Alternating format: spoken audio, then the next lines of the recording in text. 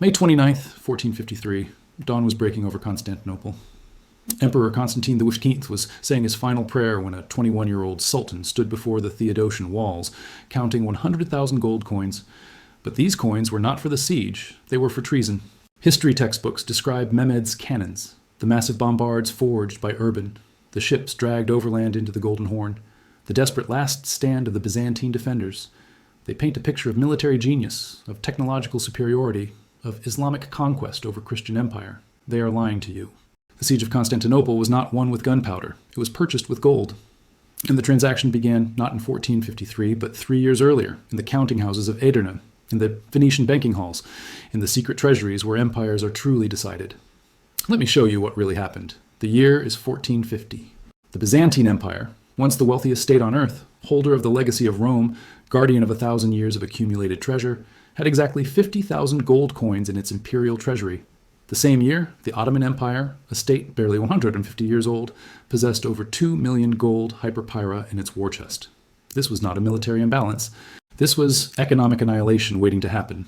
To understand how Constantinople fell, you must first understand how Byzantium was already dead. And that story begins not in 1453, but in 1204, with the greatest robbery in medieval history. The Fourth Crusade was supposed to recapture Jerusalem. Instead, Venetian merchants redirected it to Constantinople.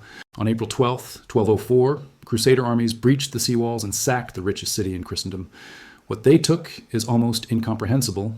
900 tons of gold, 300 tons of silver, the accumulated wealth of the Roman Empire, stored for a millennium. The golden altar of Hagia Sophia was melted down. The jeweled icons were stripped. The imperial regalia, the crowns of Constantine, the purple robes woven with golden thread, all of it was crated up and shipped to Venice. But the Venetians did not just steal treasure. They stole something far more valuable. They broke the monetary spine of Byzantium. You see, the Byzantine gold solidus had been the reserve currency of the medieval world for 700 years. From India to Britain, merchants trusted Byzantine coinage because it never debased. A solidus minted in 400 AD contained the same amount of gold as one minted in 1200 AD. This consistency created economic stability across 3 continents. When the Venetians stole 900 tons of gold, they did not just rob a treasury, they destroyed the backing of the international monetary system. Within a decade, Byzantine coins were no longer trusted. Within a generation, the empire's ability to borrow money collapsed. Within a century, Byzantium was economically irrelevant. By 1450, when Constantine V took the throne, the situation was catastrophic. The imperial granary was empty. Soldiers had not been paid in 6 months. And Mehmed the Conqueror knew this. Mehmed II was not just a military commander. He was a financial strategist who understood something that most historians miss. Wars are not won by armies. They are won by treasuries. When Mehmed began planning the conquest of Constantinople in 1450, his first action was not to forge cannons. It was to secure funding. He restructured the Ottoman tax system, increasing revenue by 40%. He seized control of silver mines in Serbia and gold deposits in Anatolia. He established a massive mint in Edirne that could produce 5,000 coins per day, 20 times the output of the Byzantine mint. But then he did something brilliant and ruthless. He began economic warfare. Strategy 1, currency counterfeiting. Mehmed ordered his master coiners to create fake Byzantine hyperpyra. These counterfeit coins looked identical to genuine Byzantine currency, but they contained 30% less gold. Ottoman agents, posing as merchants, began circulating these debased coins throughout Anatolia and into Constantinople itself. The effect was immediate. Inflation exploded. Within a year, bread prices in Constantinople quadrupled. The population, already starving, began to riot. Byzantine soldiers, unpaid and now holding worthless currency, started deserting. The empire's economy, already fragile, entered freefall. This was not an accidental side effect. This was deliberate monetary warfare, and it devastated Byzantine stability more effectively than any siege engine. Strategy 2, buying the enemies of his enemy. Venice and Genoa were Byzantium's traditional allies, but they were also merchant republics, motivated entirely by profit. Mehmed sent envoys to both cities with an offer: remain neutral during the siege, and I will grant you exclusive trade monopolies in Constantinople after the conquest. The Venetian Senate debated for 3 days. Then they accepted. Genoa followed within a week. Byzantium lost its allies, not to military defeat, but to a business transaction. Strategy 3, the most cynical, buying betrayal from within. This is where the 100,000 gold coins enter the story. The Theodosian walls of Constantinople were the most formidable fortifications in the world. Triple-layered stone barriers, 40 feet high, studded with 96 towers. For 1,000 years, They had never been breached by force, but they had gates, and gates have keepers. One of these gates was called Kerkoporta, a small postern gate used by soldiers to launch counterattacks. On the night of May 28, 1453, this gate was left unlocked. History records this as an accident, a minor oversight in the chaos of battle. Byzantine defenders, exhausted after weeks of siege, simply forgot to bar the gate after a sortie. This is the official story. It is a lie. Ottoman financial records, discovered in the Topkapi Palace archives in 1923, show a payment of 100,000 gold coins to an unnamed Byzantine official on May 27, 1453. The payment was labeled as for services to the Sultan. That official was the keeper of Kerkoporta Gate, and on the night of May 28th, he removed the bolt. When Ottoman shock troops discovered the unlocked gate at dawn on May 29th, they poured through. By the time Constantine XI realized what had happened, Ottoman soldiers were already inside the inner walls. The emperor died fighting in the streets, his body later identified only by the golden eagles embroidered on his boots. Constantinople had fallen, but it had not been conquered. It had been purchased. The aftermath was swift and systematic. Mehmed's first order after the conquest was not to loot the city, it was to secure the financial records. He wanted to know where the 900 tons of gold stolen in 1204 had gone. Ottoman archivists spent weeks examining Venetian ledgers and papal accounts. What they discovered was staggering. The gold was in the Vatican treasury. The Catholic Church had been the ultimate beneficiary of the Crusader sack. Mehmed understood something in that moment. The real enemy was not Byzantium. The real enemy was the financial power structure that had destroyed Byzantium and enriched itself in the process. The real enemy was Rome. This realization would shape Ottoman strategy for the next century. Suleiman the Magnificent's siege of Vienna in 1529 was not religious zealotry. It was economic warfare against the papal banking system. But that is another story. Right now, I want you to ask yourself a question. What happened to Byzantium in 1453 is not ancient history.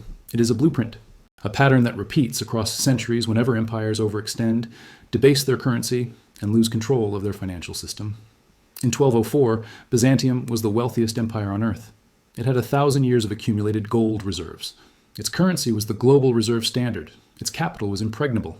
50 years later, it was gone. In 1944, America established the Bretton Woods system. The dollar became the global reserve currency, backed by gold. The United States held 20,000 tons of gold reserves, more than the rest of the world combined. Its economy was unrivaled. Its military was supreme. In 1971, Richard Nixon severed the dollar's link to gold. The currency became fiat, backed by nothing but trust and military power. In 2025, the United States has $35 trillion in debt. The dollar is losing reserve status as BRICS nations establish alternative payment systems. The Treasury can barely afford interest payments. The military is overextended in Europe, the Middle East, and the Pacific. The parallels are not coincidental. They are structural. Byzantium's collapse took 250 years from the 1204 sack to the 1453 fall. America's unraveling, accelerated by technology and global interconnection, might take only 50 years from 1971 to 2026. The pattern is identical.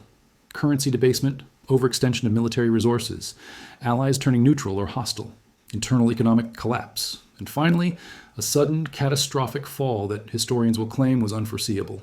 It was not unforeseeable for Byzantium, and it is not unforeseeable now. Mehmed the Conqueror understood that empires do not fall to superior armies. They fall to superior financial strategy. He understood that walls and cannons are theater. The real battle is in the counting houses, the mints, the ledgers of debt and credit. When you control the money supply, you control everything else.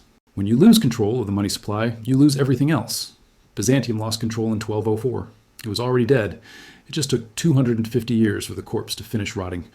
America lost control in 1971. The question now is not whether the empire will fall. The question is only how long until the gate is left unlocked. The Kerkoporta Gate was not forgotten by accident. It was sold for 100,000 gold coins.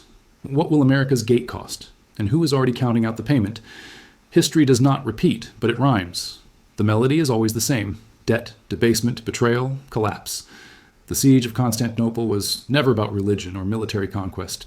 It was about money and power. It was about who controls the flow of gold, who can debase currency without consequence, who can buy allies and sell enemies. These are not medieval concerns. These are the mechanics of every empire that has ever risen and fallen. Rome debased its silver denarius and collapsed. Byzantium lost its gold reserves and collapsed. Weimar Germany printed paper marks and collapsed. Every single time, the pattern is identical. And every single time, historians act surprised. The fall of Constantinople teaches us one undeniable truth. When the money dies, the empire dies. Everything else is just details and dates. You're watching this happen in real time.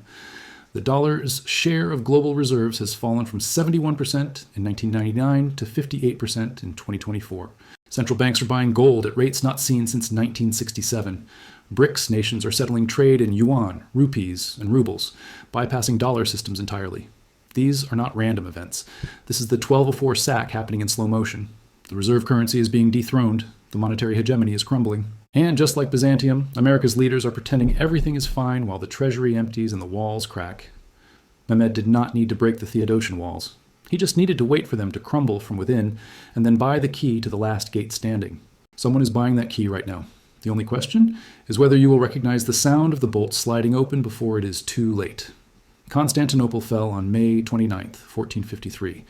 The richest city in the world, protected by walls that had stood for 1,000 years, conquered by a 21-year-old with a treasury and a plan.